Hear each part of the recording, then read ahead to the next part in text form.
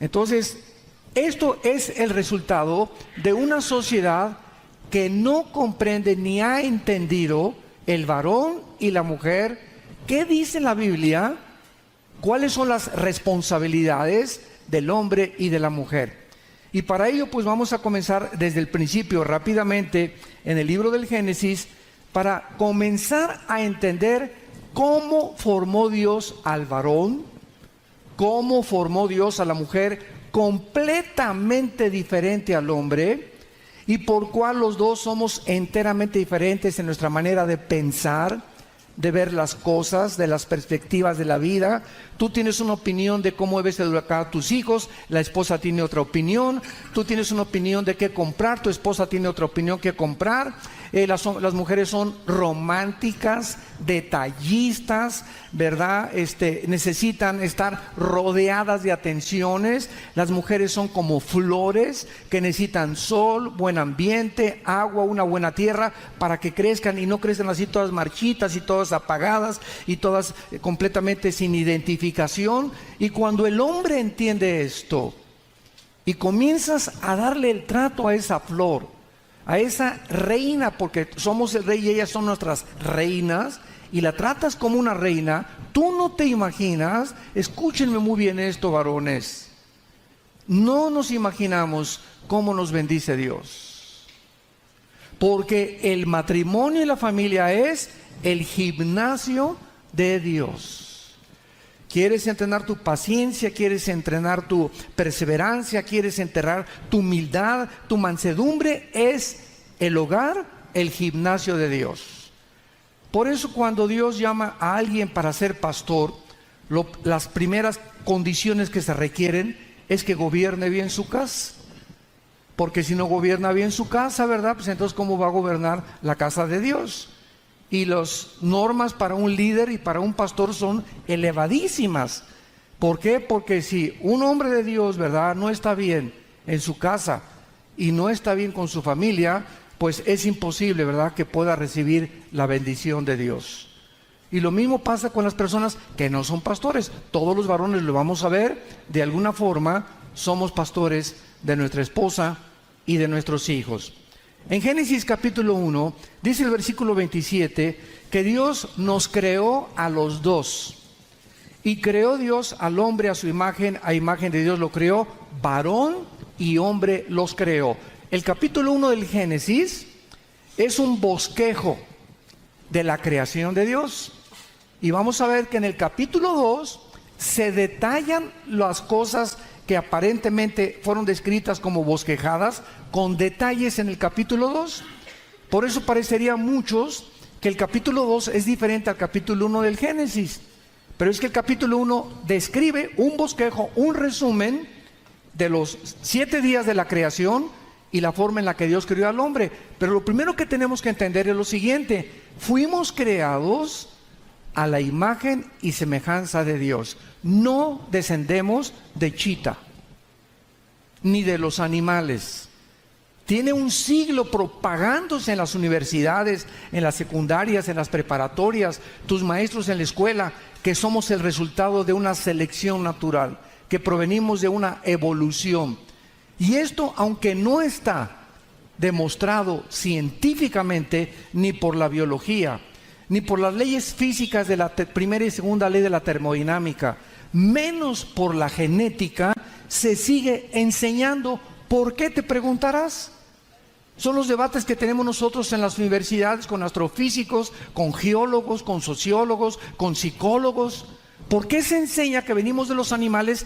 Porque la otra cara de la moneda es la creación bíblica. Y si un maestro ateo de tu universidad y de tu secundaria o de tu preparatoria tiene miedo a poder examinar que las evidencias de la Biblia son más científicas, que venimos de un hombre y de una mujer, que el resultado de una evolución natural, ¿ellos qué tendrían que hacer? Convertirse a Jesucristo y aceptar a Dios.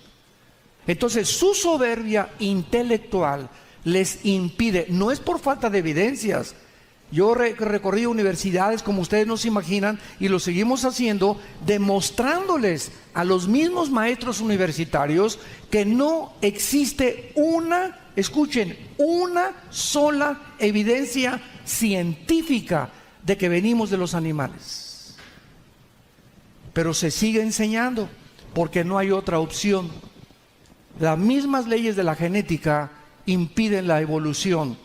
Jamás, desde que Darwin postuló su famoso libro El origen de las especies, nunca se ha demostrado la mutación de una especie a otra especie. Que un chango sea una jirafa, que una jirafa se reproduzca en un hipopótamo, que un hipopótamo se convierta en un camello, o que un delfín se convierta en una ballena, o que un halcón se convierta en otra ave. No existe eso en el mundo de la ciencia. ¿Por qué? Porque simplemente cuando se descubrió el ADN, 1954, por el doctor Watson y el doctor Crick, norteamericanos, que descubrieron la hélice del ADN, del ácido desoxirribonucleico. ¿Qué es el ADN? La información genética que en los más de 3 trillones de células tiene el cuerpo humano. En cada célula hay un software. En cada una de los trillones de células que el cuerpo humano posee, existe un código genético que va a determinar que tú no seas chango, que seas ser humano. El código genético de los changos va a determinar que sean changos. El del hipopótamo, que sean hipopótamos, que crezcan como hipopótamos, que tengan la cabeza, la trompota así. Los elefantes que tengan tropa, las jirafas que tengan un cuellote grandote para que se alimenten de las plantas. Dios puso un código en todo lo que existe. Una semilla de uva trae un código que dice que la uva tiene que ser chiquita, regordita, verdecita o morada, con todas las características minerales y antioxidantes que el cuerpo necesita. La semilla de la naranja tiene un código que trae exactamente lo que Dios programó. La de la papaya tiene otro para el estómago. Todo absolutamente en la creación de Dios, Dios lo creó con un esperma, que se tradujo en la Biblia, semillas. Y esto es lo que impide la evolución. Entonces, si tú cruzas a un caballo con una burra, ¿qué sale? Como que una burra. Nace una mula. Nace una mula. ¿Y saben algo? Por haber roto las leyes de Génesis 1, 11 y 12, que cada cosa sea de acuerdo a su especie y a su semilla, por hacer eso, la mula nace híbrida, sin capacidad de reproducirse, porque violó las leyes de la genética de Dios. Entonces, la imagen y semejanza de Dios no la traen los conejos, no la traen los caballos, no la traen los chimpancés, que son los más inteligentes, ni los perros o los caballos o los delfines. Nosotros traemos una característica diferente a todo el reino animal. Una vez mi esposo y yo estábamos con un pediatra, con nuestro hijo Caleb, cuando él estaba chiquito, y me acuerdo que lo acostamos ahí, lo estaba revisando, y todos traemos aquí arriba del coxis como una bolita, y entonces le dije, ¿qué es eso? Me dijo, es que ahí traíamos la cola. Un pediatra con un doctorado en medicina y en pediatría, diciéndome que traíamos cola nosotros en una época de nuestra vida.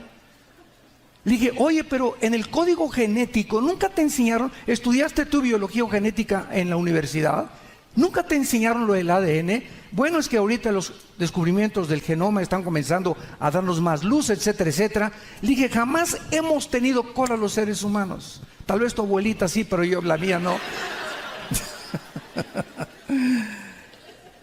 Entonces, fuimos creados y la Biblia es el único libro de los billones de volúmenes de literatura que existan en todas las librerías del mundo. Ningún libro fuera de la Biblia nos dice quiénes somos. Y les voy a decir lo que dice la Biblia. Somos un espíritu, apúntalo. Tenemos un alma y vivimos dentro de un cuerpo. Somos espíritu, número 1. 2, tenemos un alma y vivimos dentro de una botella, un envase, como tú le quieras llamar, un cuerpo que se está deteriorando celularmente de acuerdo a la primera y la segunda ley de la termodinámica o de la entropía física, y por esa razón envejecemos y nos tenemos que morir.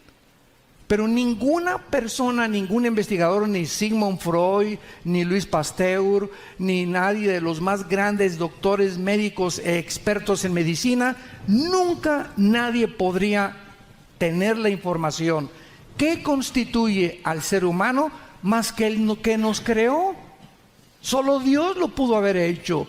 Y Dios no se reveló en el libro del Mormón, ni en el Corán de los musulmanes, ni en el libro de los hindúes. Dios se reveló en la Biblia. Y cuando venimos a la Biblia nos damos cuenta que es un libro de características sobrenaturales. Les voy a contar un cuento para que podamos entender esto. Aproximadamente como en 1905-1906 del siglo pasado, estaba un muchacho con un vehículo descompuesto. Levantó el cofre, los carros antiguos tenían el cofre por acá y por acá. Y ahí estaba metiéndole la mano el muchacho, se arremangó las mangas de la camisa y lleno de grasa y todo. Y en eso pasó otro carro con un hombre elegantemente vestido con un sombrerito. Y se bajó este hombre elegantemente vestido y le dijo al muchacho, ¿qué estás haciendo? Y le contestó, pues tengo aquí como una hora, ¿verdad? Y no puedo encontrar el problema, ¿por qué no arranca el coche? Y entonces el señor elegantemente vestido le dijo a este muchachito, ¿me permites ayudarte? Claro que sí, porque pues yo ya no puedo con este coche. Entonces este señor se quitó su sombrero, también se le arrancó las mangas, no sé qué cosa hizo ahí y ¡pum!, que arranca el carro.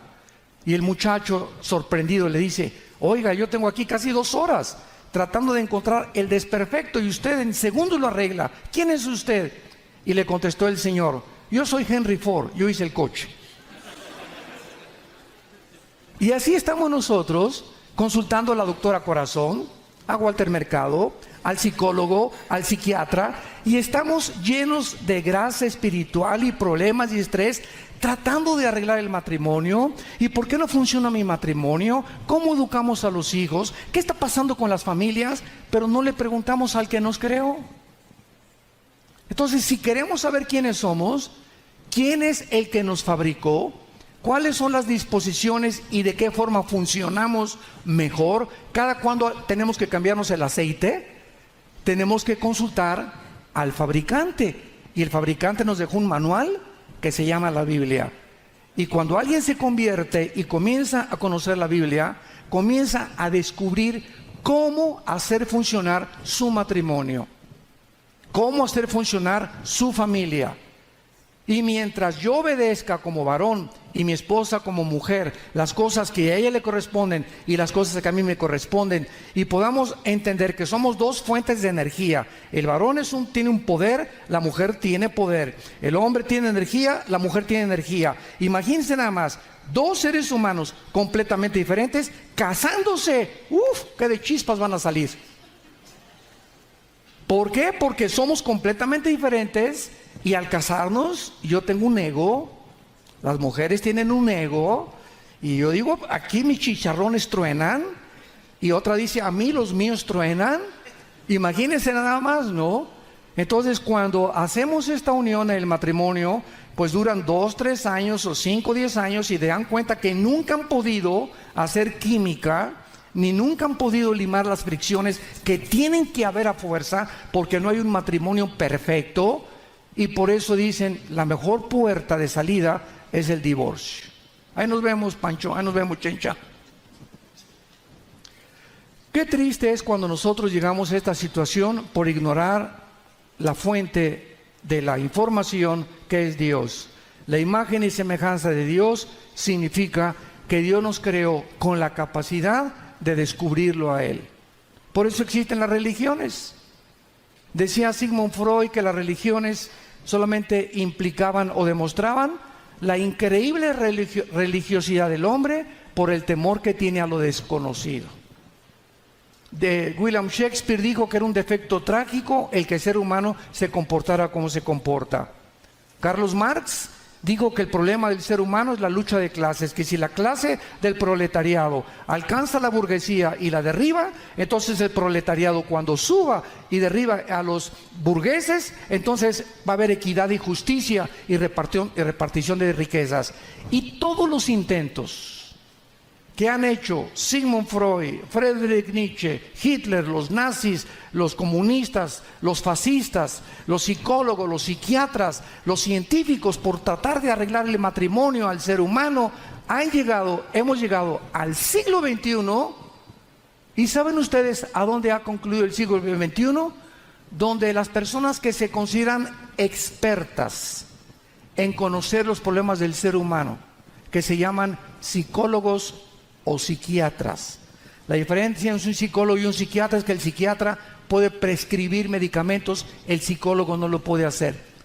Y cuando el psicólogo o el psiquiatra comienzan a calificar por qué el hombre tiene conductas desordenadas o anormales como esquizofrenia, que en el griego significa mente dividida. O sea, Pancho en la mañana amanece aullando como coyote. En su oficina es una persona completamente diferente, Pancho. Al llegar a la iglesia se pone una máscara de Santo Tomás Clodomiro. En la tarde con sus cuates y dice que es descendiente de Emiliano Zapata. Y en la noche llega a su casa y le dicen el sultán, porque llega gritándoles a todos: mis chanclas, mi televisión, no me molesten ahorita, estás... Entonces, cuando un hombre tiene tantas personalidades y aparentemente ante la sociedad es normal, los psicólogos han clasificado esto como desórdenes múltiples de la personalidad, porque no pueden entender por qué una persona puede tener 3 o 4 actitudes ante diferentes medios sociales. A otra persona que tiene miedo de todo y no quiere no es sociable y se esconde y no tiene amigos, se les llama paranoicos. O creen que todo el mundo está en contra de ellos, que todo el mundo es su enemigo, a todo el mundo. Yo muchas veces me encanta estar con estudiantes, y cuando llego a los de a nivel universitario o preparatoria, siempre que llego están así, ¿verdad? Programados, que el comunismo, que el Che Guevara, que el ateísmo, que el escepticismo, están así. ¿Y quién será? ¿Será un padrecito, otro padrecito más, que nos viene a hablar a mí? Y yo veo así las caras de los estudiantes, cómo tienen esa autodefensa dentro de ellos, pero así inconsciente, en contra de cualquier cosa que les digan que vaya a afectar su autonomía.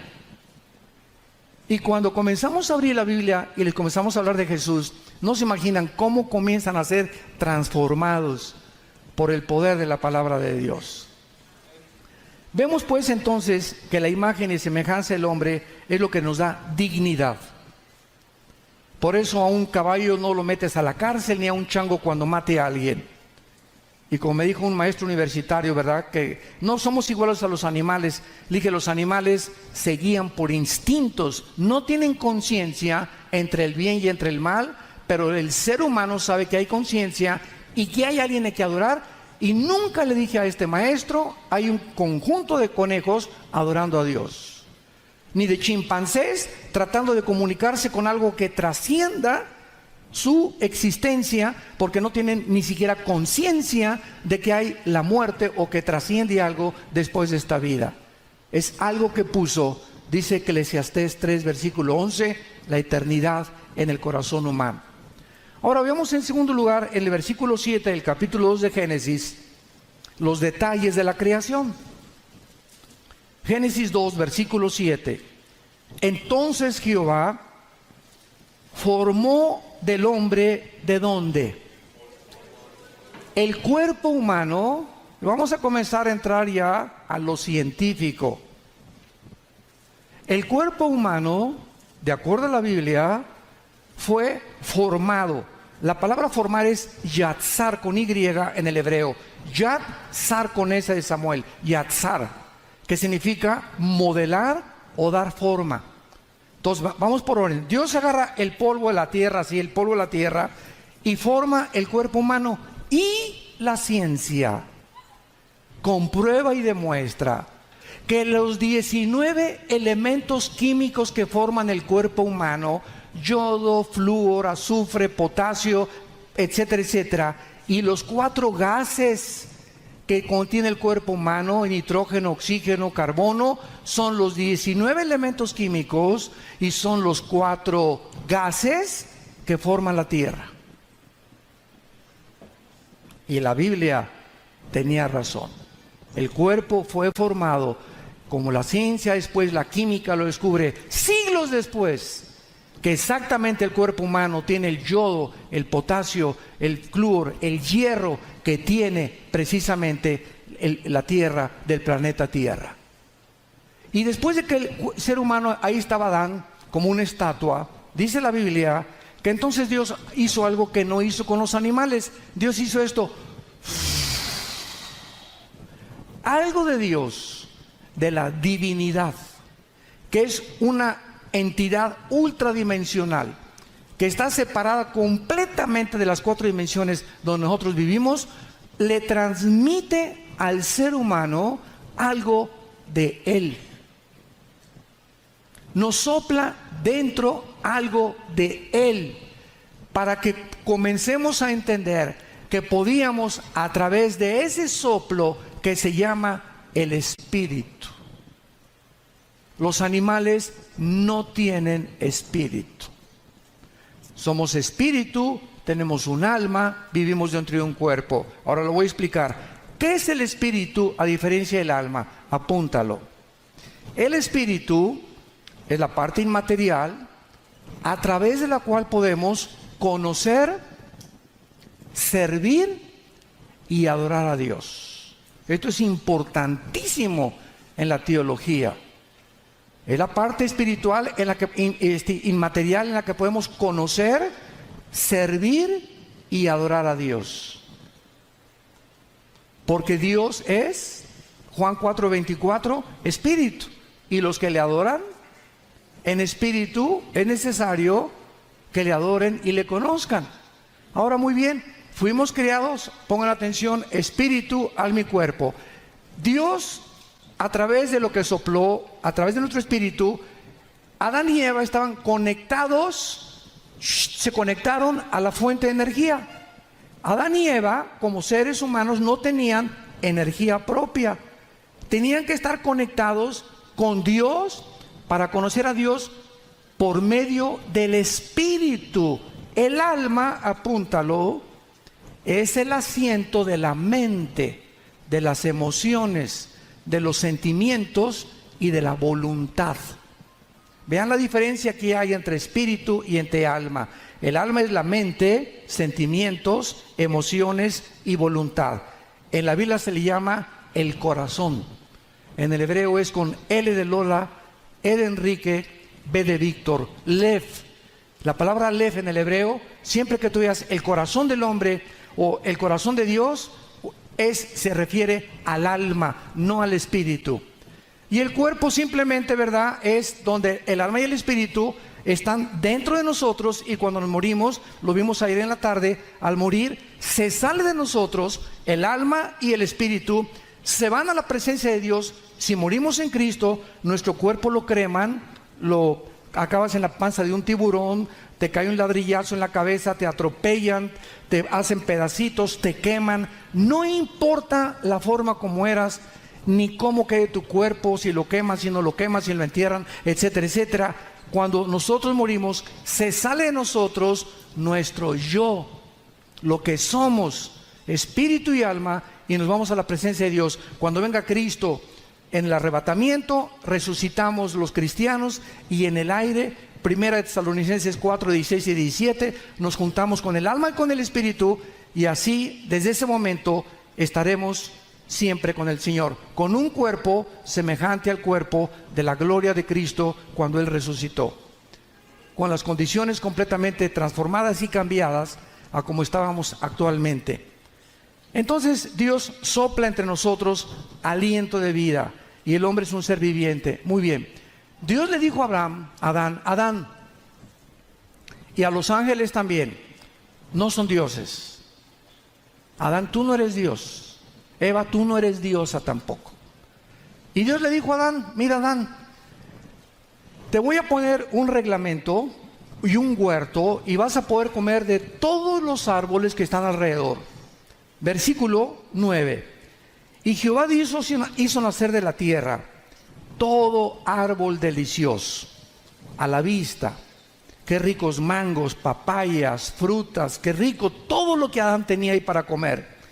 Y también el árbol de la vida en medio del huerto y el árbol de la ciencia del bien y del mal. Versículo 15.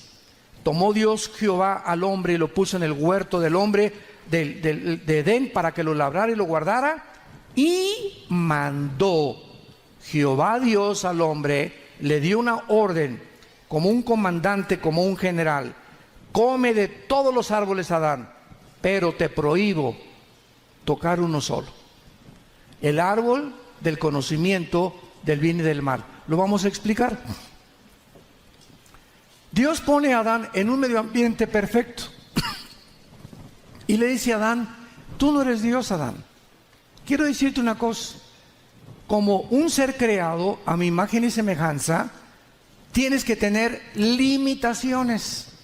Y tú no tienes la deidad ni la soberanía que tengo como creador, porque yo fui el que te creé. Tú no has creado ni tienes el poder de crear nada. Entonces tienes una sola limitación: de ese conocimiento del bien y del mal no vais a participar. Lo interesante de este mandamiento es lo siguiente: no dice el árbol del mal. ¿Ya lo notaron? Del bien y del mal. Del bien y del mal. ¿Cómo está esto? Muy simple la respuesta.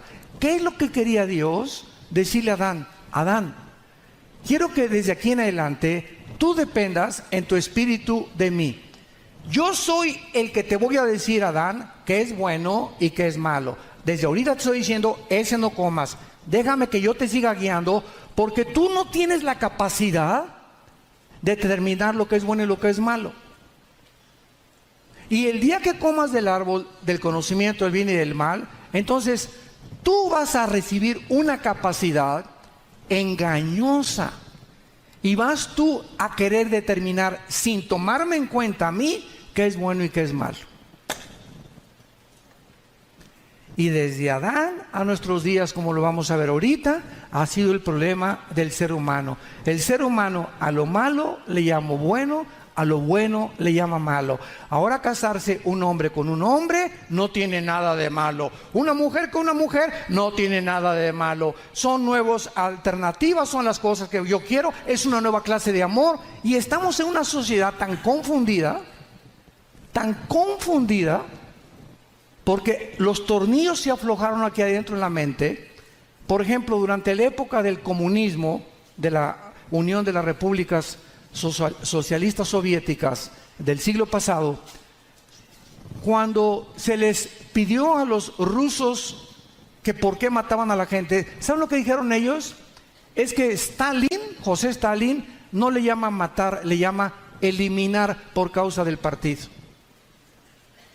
Cuando a los nazis los juzgaron en 1947 en el gran juicio de Nuremberg en Berlín, Alemania, los ex generales de Hitler los estaban juzgando en el mundo entero con los mejores abogados en el mundo, europeos y norteamericanos. ¿Y saben qué contestaron? Para nosotros no era robar, era expropiar. O sea, al robo le llaman expropiar. Se oye más bonito, ¿verdad? Está más maquillado el pecado.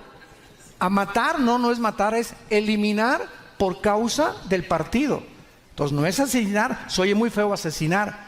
Y comenzaron a maquillar todas las cosas que Dios ha dicho: eso es pecado, eso es pecado, eso es pecado. Pero para nosotros los nazis, para nosotros los comunistas, para nosotros los fascistas, para nosotros los ateos, lo que el mundo dice que es bueno para nosotros es malo, para nosotros es malo, para ustedes es bueno. Y entonces caemos en lo que la sociedad actual ha caído, que se llama en la filosofía el relativismo. Apúntalo: relativismo. ¿Cuál es la filosofía del relativismo? Es la filosofía que te dice, cuando te encuentras a alguien: mira, Pancho, para ti eso es malo, para mí es bueno. O sea, cada quien tiene su manera de determinar y de juzgar lo que es bueno y lo que es malo. Cuando el presidente Reagan, el expresidente Ronald Reagan, una vez llegó a Nueva York, se bajó al aeropuerto y él era cristiano. Y un periodista de un periódico muy famoso se acercó y le dijo: ¿qué piensa usted de la homosexualidad, presidente Reagan? Y el presidente le contestó, ¿verdad? Bueno, yo no estoy de acuerdo con eso. Y el periodista le dijo: bueno, eso es la opinión de usted, porque se ve que el periodista que lo estaba examinando era homosexual. Dice: pero para mí eso no es malo, es mi estilo de vida. Y entonces Reagan le contesta y le dice: ¿sabe una cosa? No importa lo que usted diga, ni tampoco mi opinión. La Biblia dice que los homosexuales no heredarán el reino de Dios. Entonces, ¿quién es finalmente el que va a determinar qué es bueno y qué es malo? Nuestro Creador. Y esta es la razón por la cual hay tanta confusión en el mundo. Entonces, una mujer, por ejemplo, como Elizabeth Taylor, tu madrina, 9 matrimonios, la chulis. Es que este no me hace feliz, es que este no se parece a John Travolta, este se parece a Luis Miguel, no, este es más macho, y comienzan las artistas, principalmente, ¿verdad? Y tanta gente a creer que pues van a encontrar algún día la mujer perfecta, o igual los hombres. Rock Hudson, por ejemplo. A Rock Hudson se le consideró el hombre más guapo de los 50, 60 de Hollywood. Un hombre de casi 1,90 de estatura, era perfecto en su físico, en su cara, en todo. Y tuvo tantas mujeres que no encontró ninguna y acabó homosexual y murió de SIDA. Fue el primer actor de Hollywood que murió de SIDA.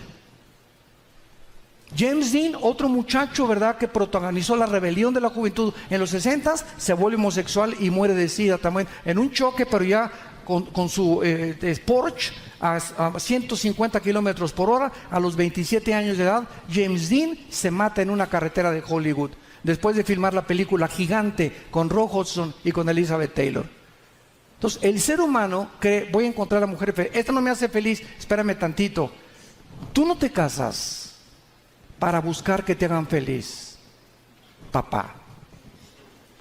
Nos casamos para entender que mi ego tiene que estar muerto, el de ella tiene que estar muerto, y si no el ego de ella no está muerto, voy a tener que sacrificarme a poder demostrarle que no la estoy buscando para que ella me haga feliz, sino para yo hacerla feliz. Y cuando comenzamos a buscar la relación en la que no buscamos que nos amen, sino nosotros amar, en nosotros dar, es más bienaventurado el que da, el que ama, el que se sacrifica, que el que recibe, porque el que recibe ya recibió, y el que da siembra en esta vida y para la vida eterna. Vean las iglesias. En los 40 años que tengo de predicar el evangelio, cantidad de familias: es que en esta iglesia llegué y nadie me quiere, entré y nadie me saludó, entré y nadie me ama, voy a buscar una iglesia en la que, hola hermano, ¿cómo estamos?, etcétera, etcétera. Y estas personas inmaduras van como chapulines de iglesia en iglesia, en iglesia, en iglesia, brinque, brinque, brinque, brinque, siempre encontrando a alguien que pueda atenderlos o amarlos, porque no hemos entendido que a la iglesia llegamos el domingo no buscando quién nos va a abrazar, quién nos va a amar. Llegamos a una iglesia a buscar a quién podemos nosotros abrazar, a quién podemos nosotros amar. Ahí está doña Chole con 70 años de edad, la viejita está tiemble en la iglesia y nadie la pela. Llego con doña Chole: ¿cómo está? ¿Puedo orar por usted? Llegas a la iglesia: oye, no te conozco, tú eres de esta iglesia, ¿cómo te llamas? Mucho gusto, yo tengo en esta iglesia 5 años, ¿en qué te puedo servir? Cuando buscamos ayudar a la gente, vivir para la gente, comenzamos a adquirir el carácter de Cristo, que no vino a que lo sirviéramos, Él vino a hincarse y lavarnos los pies. Y es lo que hemos dicho a los pastores durante estos 40 años: nosotros les lavamos a ustedes los pies, no nos pongan en un pedestal a nosotros. No somos Luis Miguel ni ídolos. Nosotros estamos para a ustedes lavarles los pies. Nosotros somos siervos de ustedes, porque nosotros tenemos que poner el ejemplo, los líderes. Y si tú quieres poner el ejemplo en tu misma casa, lávale los pies a tu esposo, aunque le huelan a queso manchego.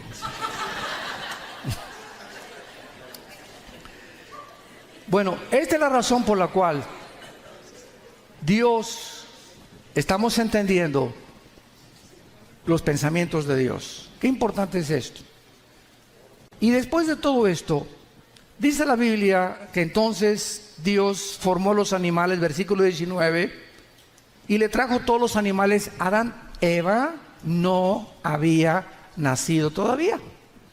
Dios creó primero al varón, Dios lo puso en el huerto al varón. 2, número 3, a él le dio instrucciones de cuidar y labrar el huerto, o sea, es el varón el proveedor, es el varón el que le dio la autoridad de darle nombre a los animales. Y ya que el varón recibió todas las instrucciones de Dios, y ya que tú entiendes que es ser un varón de Dios, Dios te va a traer a tu panquecito marinela.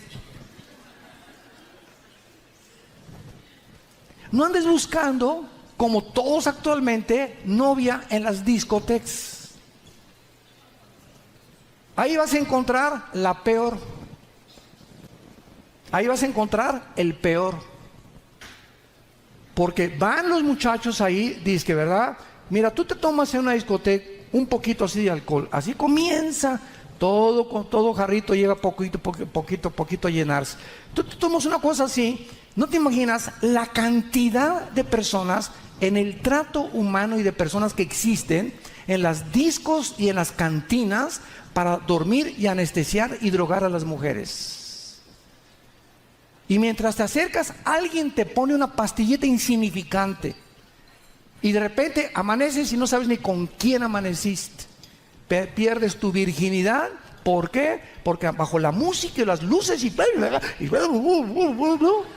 ¿verdad? Toda la atmósfera y el escenario está preparado por los mismos huestes del infierno para poder llevarte a abortar el plan de Dios para tu vida, impedir que Dios trabaje en tu vida, detenerte para que no crezcas en el cristianismo y tratar de destruir tu carácter, llenarte de amargura y de rencor, y cuando tú te cases no poder tampoco ser feliz con tu esposo.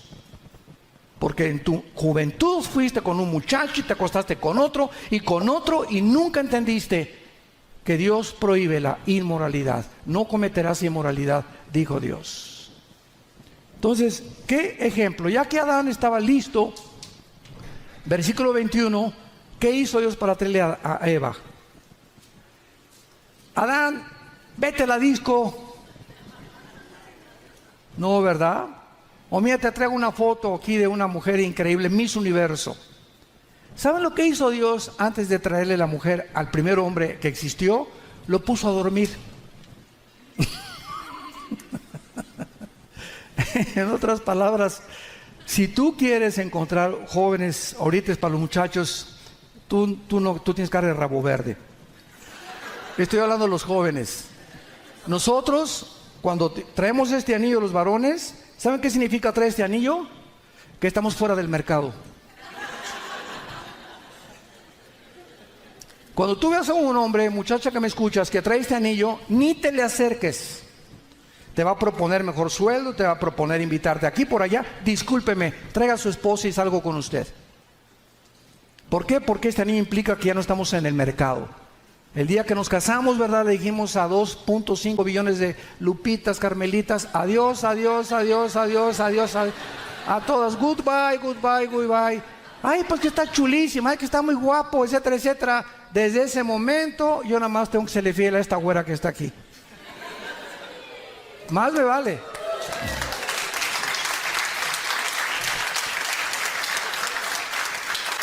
Si queremos, que Dios nos bendiga. No podemos jugar con Dios. No podemos jugar con Dios. Tenemos que entender que el matrimonio es algo demasiado serio. Y es para toda la vida. Ya después veremos las causas del divorcio que existen en la Biblia, ¿verdad? Entonces Dios tuvo que poner dormir a Adán.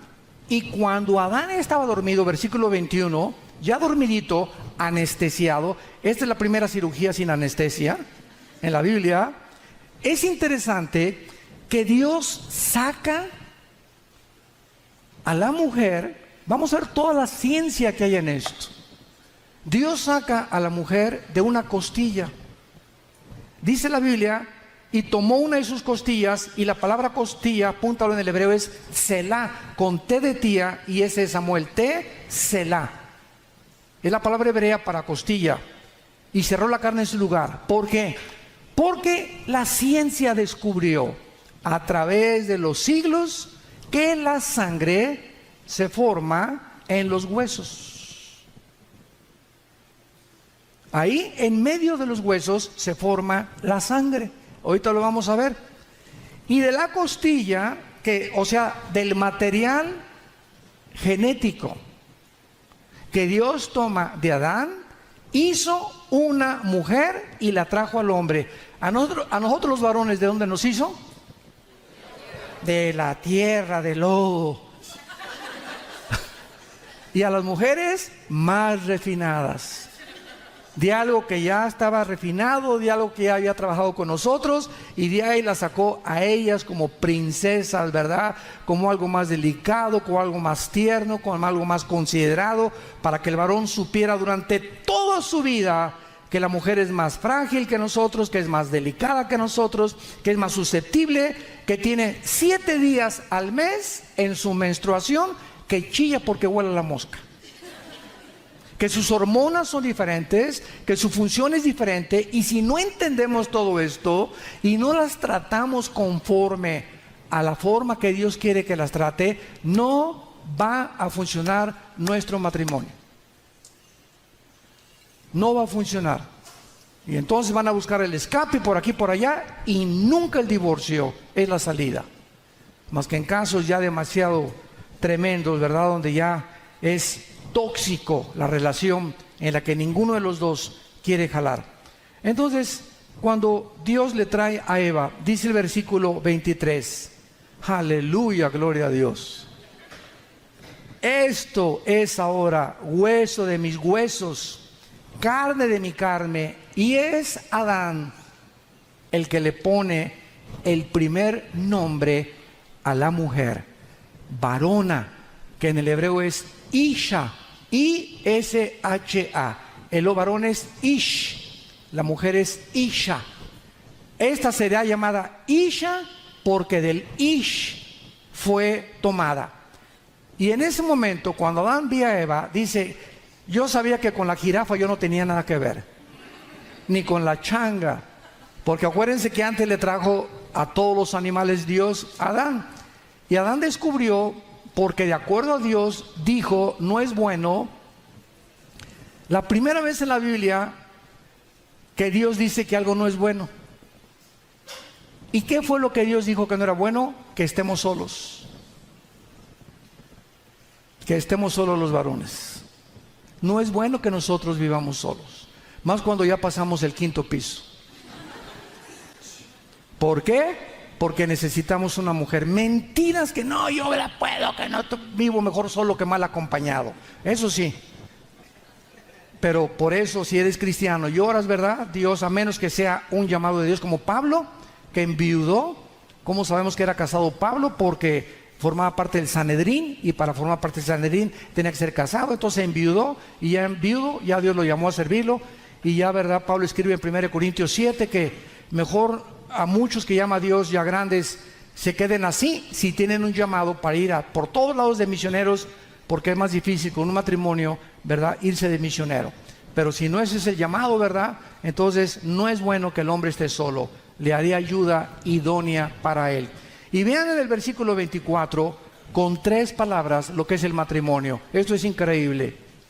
3 palabras usa Dios para definir lo que es el matrimonio de forma, en una cápsula sabia, reducida.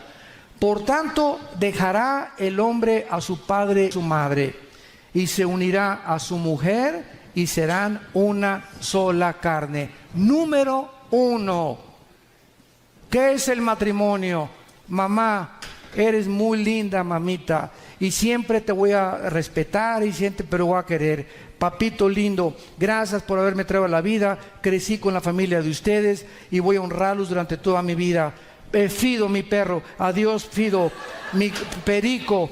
mis hermanos, adiós todos, mi familia antigua con la que yo crecí, adiós. El momento que yo me caso, estoy formando una nueva familia. Y de ahí en adelante, mi prioridad es Dios y número uno, ya no mis papás, mi esposo. Jesús, María y José y el burrito que los acompaña. ¿Voy a seguir amando a mis padres? ¿Los voy a seguir honrando? Efesios capítulo 6. Pero mi prioridad delante de Dios, después de casado, es mi esposa. Ni mis hermanos, ni mis hijos. Mi esposa, en primer lugar. Y hay de mi papá, o sea mi mamá, o mis hermanos, que se metan con mi esposa. Porque si ya casados yo llego, ¿verdad? Y alguien la trata mal, o mis cuñados, eso, discúlpeme, ¿verdad? Pero yo no la vuelvo a traer aquí en Navidad, ni estoy con ustedes, ¿verdad? Porque a mi esposa la respetan. Y a nuestra propia familia hay que hacerles ver eso. A mi esposa, familia con la que viví, van a respetar con la que Dios me dio como compañera. Y cuando un hombre toma esta actitud, es cuando es un hombre de los pies a la cabeza. Y Dios te bendice como tú no sabes. En tercer lugar, nuestros hijos. Nuestros hijos es en tercer lugar. En cuarto lugar, el trabajo. Y cuando venimos a Cristo, todo está al revés, ¿verdad? Venimos a Cristo y el trabajo es el primero, y por aquí, por allá, y trabajo de las 7 de la mañana y llego a las 10 de la noche. Ya tengo 5 años de casado y he hecho mucho dinero, y ya soy diputado, y ya soy gobernador, y ya tengo una fábrica, y esto y el otro, y tengo 3 o 4 o 5 años que en estos 3 o 4 años ni siquiera he ido 2 veces al año de vacaciones, mi esposa y yo solos. Tenemos años que no nos sentamos a platicar, a tomar un café juntos. Tengo años que ya no sé cómo piensan, ni mucho menos. Le compré un abrigo, le compré un carro Mercedes-Benz, todo. Y llega el momento que tu esposa te dice: mira, papacito, sultán de sultanes, papucho de papucho, gracias por todo lo que me has dado, pero ¿sabes una cosa? Que no te conozco. Tenemos años de casados y no te conozco. Siempre estás como momia, como nopal. No platicas, no te expresas porque eres macho camacho, y mi padre así me enseñó a hacer. Y sabes una cosa, vienes a Cristo para que dejes de ser como tu papá y como tu abuelo. Hijos de Pancho Villa. Que se nos quite lo macho camacho. Y entonces comienza la transformación. Y comenzamos a entender que no es lo que yo pienso, ni que el matrimonio como yo creo, ni que no, las prioridades las establece Dios. Dios me dice qué es lo que tengo que hacer, cómo debo de comportarme, qué es lo que voy a hacer. Y cuando yo hago esto, se llama fe. ¿Qué es la fe? Creer lo que dice Dios. Mientras tú digas, voy a seguir haciendo lo que yo creo que es bueno y no lo que dice la palabra de Dios, vives una fe engañosa. Eres una persona religiosa, pero no eres hijo e hija de Dios. Porque en aquel día me dirán muchos: Señor, Señor. Mateo capítulo 7. Yo te seguí y fui a Villanueva, ahí a Querétaro, y hasta oír al doctor Alducin el sábado. Y fui a esta iglesia y fui por allá, y etcétera, etcétera. Y les dirá Cristo: nunca, ¿sabes qué? Una cosa, nunca te conocí. Venías como cualquier persona religiosa, pero de lunes a miércoles eras hijo del anticristo. Te portabas como diabla, pero el domingo eras santa. Y sabes una cosa, la vida cristiana es una relación diaria, en espíritu, en verdad, viva, real, orgánica, con alguien que vive, que nos observa las 24 horas del día y que nos paga conforme a nosotros obedezcamos su palabra. El matrimonio es abandonar la familia, y la experiencia lo comprueba. Escuchen esto: el 65% de los divorcios en Latinoamérica se deben a terceras personas viviendo en el hogar. Cuando te cases, por el amor de Dios, no te entregas a tu suegra, menos a la luna de miel. A menos, ¿verdad? A menos, ni a tu hermano ni a tu hermana. Y si nosotros, los que tenemos hijos casados, ¿verdad? Tratemos de dejar que lleven sus vidas, y si los vamos a visitar, que sea 3 o 4 días, pero por favor no nos quedemos un mes con ellos. porque rompemos su privacidad. El matrimonio tiene que ser algo privado, íntimo. Una vez en un seminario, ahora en octubre, los invitamos todos los años. En octubre tenemos un seminario en la Riviera Maya, en el Hotel Barceló, de 4 días, 3 noches, 4 días, y van 250, 300 parejas, vienen de todas partes del mundo a nuestro seminario. Y es precioso, tenemos veladas en la noche, lunadas, cenamos junto a la playa, renovación de votos matrimoniales. Vengan, compren su paquete. Los invitamos a que se vengan con nosotros en octubre de este año. Y en uno de estos seminarios, un hermano dio un testimonio y nos dijo: no, es verdad eso lo que el hermano dice. Yo me casé, dice, y ¿qué creen? Que mi suegra tenía ya como 3 semanas viviendo con nosotros. Y resulta